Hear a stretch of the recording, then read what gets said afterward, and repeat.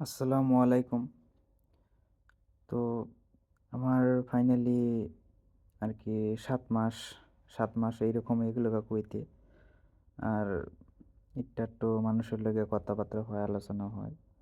আ নতুন কালে আওয়ার পরে মানে এমন ধরনের কোনো কিছু করবার পারি নাই যে মানুষের লগে আলোচনা কইরা ২-১ জন ফ্রেন্ডগো কাউরে ভিসা-টিসা দিমু।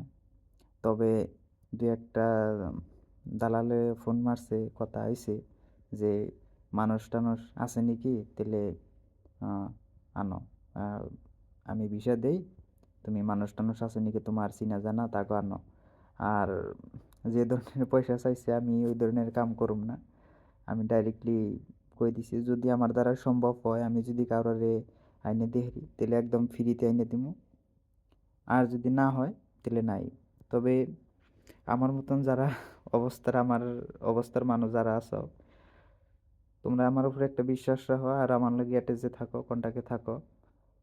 তো আমি অতি শীঘ্রই আমি ১টা ২টা করে ভিসা দিয়া দিরুম।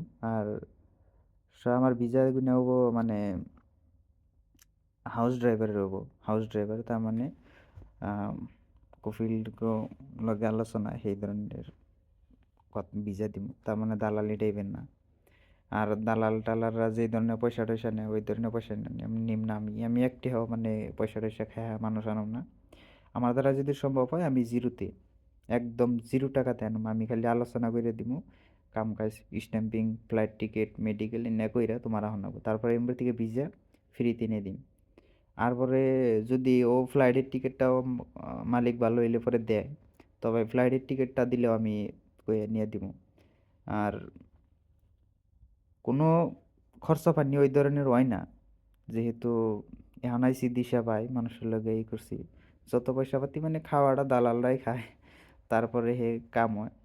তো ওই ধরনের দালাল গনাগাল কাম করুম না। আর ভিসা ভিসাটা আমি অতি শীঘ্রই মানুষরে মিলিয়ে দিমু ১টা ২টা যাই পারি মোটাতে আমি আমার লগে আলোচনা হইতেছে আর কি। আমার লগে কইলে পরে আমি দিয়ে দিমু আইলে পরে।